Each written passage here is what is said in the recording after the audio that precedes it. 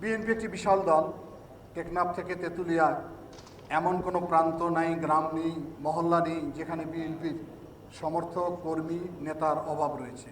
কিন্তু আমরা অনেকেই হয়তো 2 বছর, 5 বছর, 7 বছর আগে বিএনপির সদস্য হয়েছি। কিন্তু এটার নিয়ম হচ্ছে যে প্রতি বছর তো এটাকে রিনিউ করতে হয়। আমাদের যেমন লাইসেন্স রিনিউ না করলে মামলায় পড়তে হয়।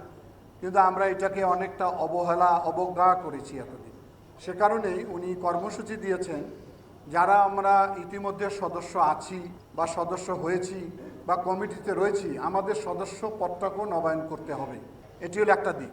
আর একটা হলো যে নতুন সদস্য সংগ্রহ করতে হবে। এখন কাকে করবেন, কিভাবে করবেন? এখন তো বিএনপিতে বিভিন্ন ধরনের ঝামেলা বলি, হাইব্রিড বলি আর নবাগত বলি, এর অত্যাচারে তো আমরা সবাই অতিষ্ঠ। সেটা খুবই আমাদেরকে সতর্কতার সঙ্গে এটা পরিচালনা করতে হবে। কেননা এখন যেদিকে আমরা তাকাই সেদিকে শুধু বিএনপি দেখি, কিন্তু মনে রাখতে হবে যারা স্বৈর শাসকের সঙ্গে যুক্ত ছিল, যারা আমাদের সঙ্গে নির্যাতন করেছেন, যারা এই স্বৈর শাসনকে প্রলম্বিত করেছেন, তারা যদি আবার বিএনপি সদস্য হয় তাহলে আমাদের এতদিনের আন্দোলনের কী সার্থকতা থাকতে পারে? সেটা কারা খেয়াল রাখবে? খেয়াল রাখতে হবে আপনাকে, আমাকে। আমরা খেয়াল না রাখলে তো কেউ রাখতে পারবে না। কেন্দ্রের থেকে এসে যাচাই বাছাই করতে পারবে না। ওয়ার্ড ভিত্তিক সদস্য হবে, ইউনিয়ন ভিত্তিক হবে, উপজেলায় হবে, জেলায় হবে।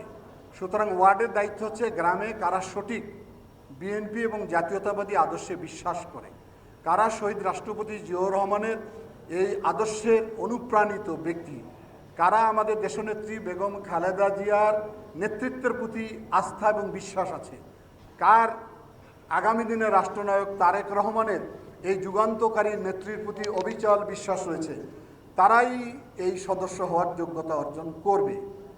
আর যারা মানসিক বিকারগ্রস্ত, মামলার সাজাপ্রাপ্ত, সেগুলো হয়তো আলাদা বিষয়, গঠনতন্ত্রে উল্লেখ করা রয়েছে। কিন্তু দেখা গেল যে আমার শক্তি বৃদ্ধি করতে গিয়ে আমি ওই স্বৈর শাসকের দোসর থেকে অন্তর্ভুক্ত করে ফেললাম শক্তি বাড়ানোর জন্য। ব্যক্তির শক্তি বাড়ায় কোনো লাভ হয় না। সেটি তো পতিত আওয়ামী লীগের অবস্থা আপনারা দেখেছেন। যেখানে তাকিয়ে দেখেছেন আগে গাছের পাতা ছিল আওয়ামী লীগ, এখন বাংলাদেশে কোথাও আওয়ামী লীগ নাই। অর্থাৎ সুবিধাবাদীকে যদি আপনি প্রবেশ করার সুযোগ করে দেন, এটি আপনার আমার দলের সবচেয়ে বেশি ক্ষতির কারণ হিসেবে ভবিষ্যতে দেখা দিবে।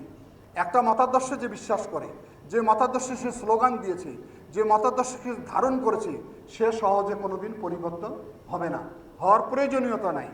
আওয়ামী লীগের বাইরে বাংলাদেশের লক্ষ লক্ষ কোটি কোটি লোক রয়েছে যারা সাধারণ, স্কুলে শিক্ষকতা করেছেন, এখন অবসরে গিয়েছেন, অনেক ডাক্তার রয়েছেন, অনেক ব্যবসায়ী রয়েছেন, অনেক সাধারণ লোক রয়েছেন যারা হয়তো কোনো দলেরই অন্তর্ভুক্ত হয়নি।